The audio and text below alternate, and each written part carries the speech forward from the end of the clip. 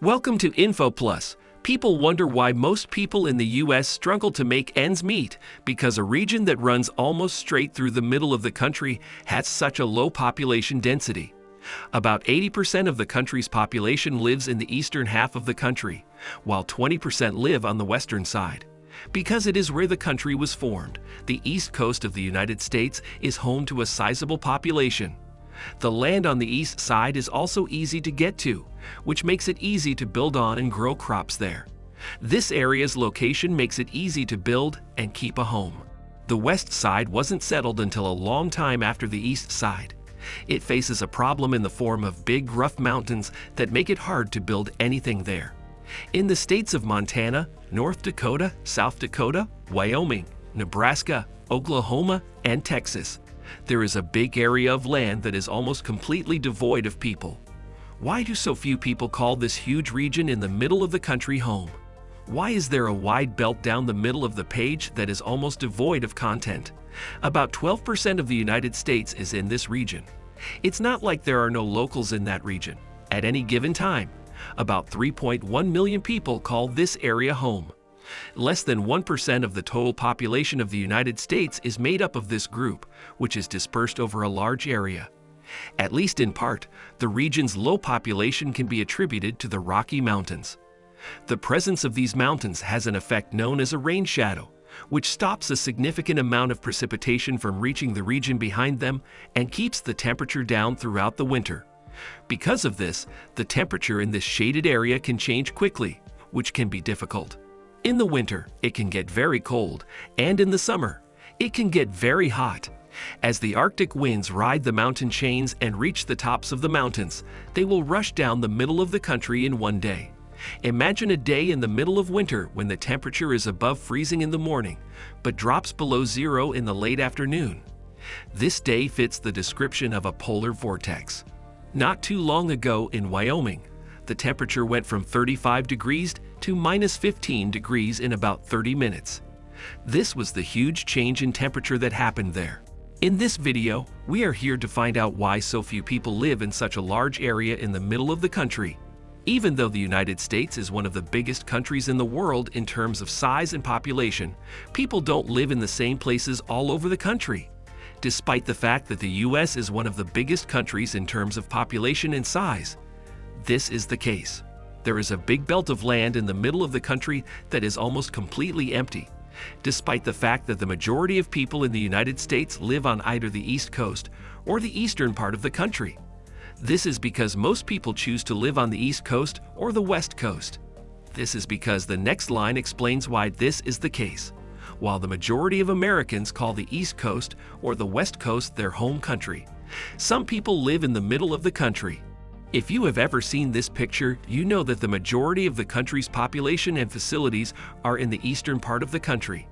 But while that is an interesting story in and of itself, what we're going to talk about today is a really big area of land that runs from the northern border of Canada all the way down to the southern border with Mexico and is home to a relatively small number of people. From the southern border with Mexico to the northern border with Canada, this land runs. A disproportionately large part of the country's overall population calls the eastern half of the country home. Before we talk about the international belt, we need to talk about the demographics that make up the entire country and how it is dispersed. In fact, there is a line that can be made across the country that serves as a practical division between the two sides of the U.S. that are united together. About in the middle of the country, this line runs parallel to it. About 80% of the country's population lives on the eastern side of this line, while about 20% live on the other side.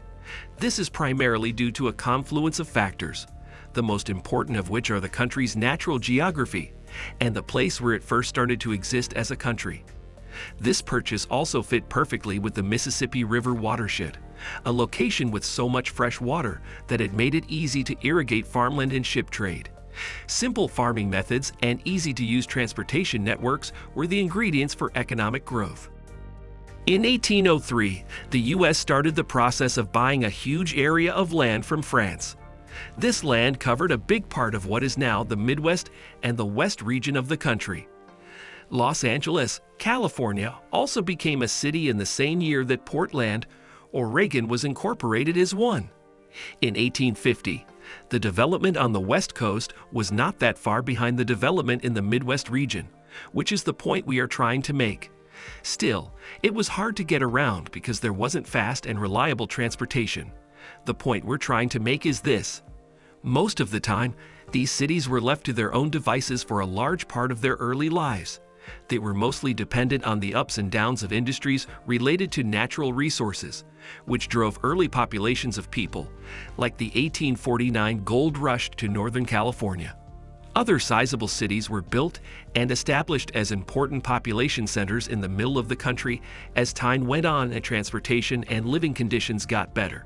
For instance, the 1849 gold rush happened in Northern California. Two regions of the country that haven't grown all that much are divided by a wine belt that runs through the middle of the entire United States. If one part of a region's population is growing faster than that of other regions, there must be a reason. Usually, a country's population spread is an interesting story. Between 1860 and 1900, Salt Lake City and Denver were incorporated as cities. After that, development began in the western part of the country, and the population kept growing gradually. All of this is praiseworthy and admirable, but there is one region in the U.S., Lubbock, Texas, and Amarillo, Texas, the state of Texas, the Midwest, Texas, Abilene, South Dakota's Rapid City, which is in the state of Texas, Bismarck, North Dakota, a U.S. state. Both San Angelo and Odessa in Texas are included here. After that point, the number of people living in Texas cities and towns starts to drop quickly. If you think there's a trend here, you're right on the money. There are a few reasons why Texas has the majority of the population in the belt. Now that we've established that the belt is definitely underpopulated for its size and location in the U.S., the only question left is why. As with most things, there is rarely a single answer. Instead, a confluence of things come together to form the answer. Now that we've established that the belt is definitely underpopulated for its size and location in the U.S., the only question left is why. For its part, it doesn't say why the land wasn't developed more after that.